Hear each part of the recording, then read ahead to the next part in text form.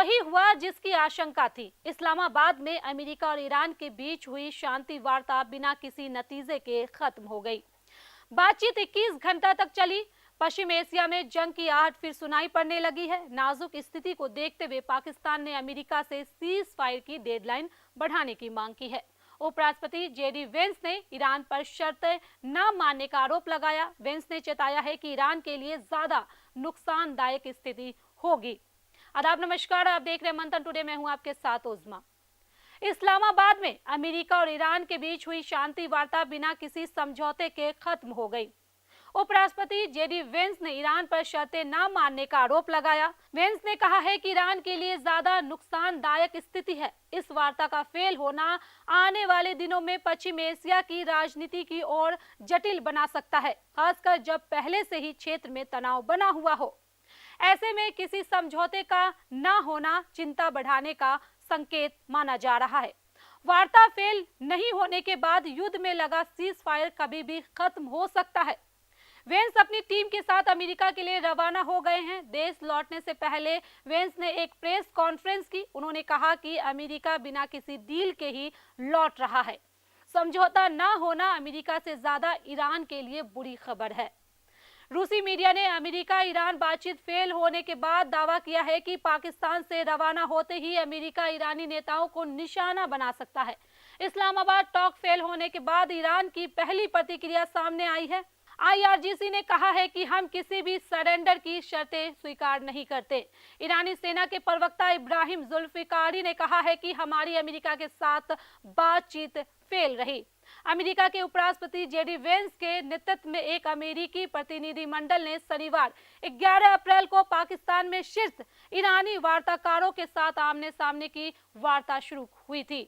इस बातचीत का उद्देश्य पश्चिम एशिया में जारी युद्ध को समाप्त करने के लिए एक अस्थायी शांति समझौते पर पहुंचना था। पाकिस्तान की मध्यस्थता से हो रही यह वार्ता 1979 में ईरान में हुई इस्लामिक क्रांति के बाद दोनों पक्षों के बीच पहली प्रत्यक्ष उच्च स्तरीय बातचीत के तौर पर देखी जा रही थी।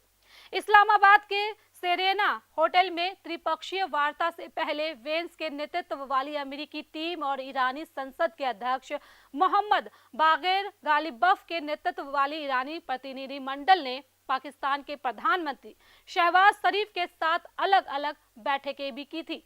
पाकिस्तान में ईरान और अमेरिका के बीच शांति को लेकर चल रही बातचीत बेनतीजा रही। यह 21 घंटे से ज्यादा समय तक चली। रिपोर्ट्स के मुताबिक दोनों के बीच हार्मुज स्ट्रेट खोलने और न्यूक्लियर प्रोग्राम पर पेंच फंसा है। वेंस ने यह भी कहा है कि किसी भी समझौते के लिए जरूरी है कि ईरान ये वादा करे कि वह परमाणु हथियार नहीं बनाएगा।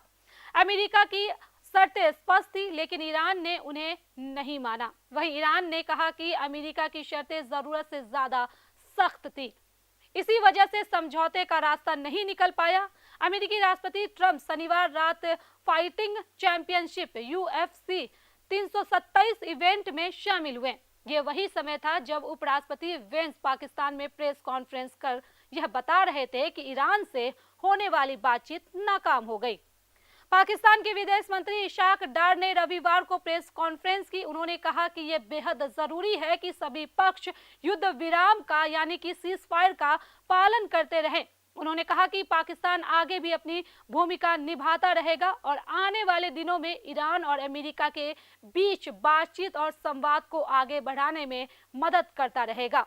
अमेरिका के राष्ट्रपति ट्रंप ने शनिवार को चीन को चेतावनी दी है कि अगर वह ईरान को हथियार भेजता है तो उसे परेशानियों का सामना करना पड़ सकता है।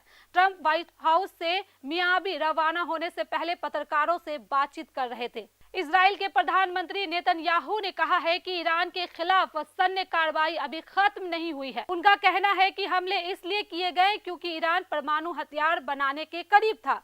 उन्होंने दावा किया है कि इन हमलों से ईरान के परमाणु कार्यक्रम को बड़ा नुकसान पहुंचा है। वेंस ने कहा है कि हमें पूरी तरह भरोसा चाहिए कि ईरान ना तो परमाणु हथियार बनाएगा और ना ही ऐसी तैयारी करेगा जिससे वह जल्दी हथियार बना सके। ईरान की तस्नीम न्यूज एजेंसी के मुताबिक डेलीगेशन में शामिल एक मेंबर ने बताया है कि ईरान को बातचीत की कोई जल्दी नहीं है। उन्होंने कहा है कि अब गेंद अमेरिका के पाले में है। उन्होंने कहा है कि ईरान ने अमेरिका को सही और अच्छा प्रस्ताव दिया है। अब उन्हें हकीकत को समझते हुए फैसला लेना है। सूत्र ने यह भी कहा है कि हार्मोज के मुद्दे पर तब तक कोई बदलाव नहीं होगा जब तक अमेरिका एक उचित समझौते के लिए तैयार नहीं होता। फिलहाल अगली बातचीत कब और कहां होगी, इसकी कोई तारीख या जगह तय नहीं की गई है। तो चलिए फिलहाल इस खबर में बस इतना ही। देश विदेश की ऐसी ताजा खबरों के लिए बने रहे मंथन टुडे के साथ। साथ ही हमारे चैनल को लाइक करें, सब्सक्राइब करें, फॉलो करें और निष्पक्ष पत्रकारिता देखना है तो देखते रहे मंथन टुडे। बहुत बहुत शुक्रिया।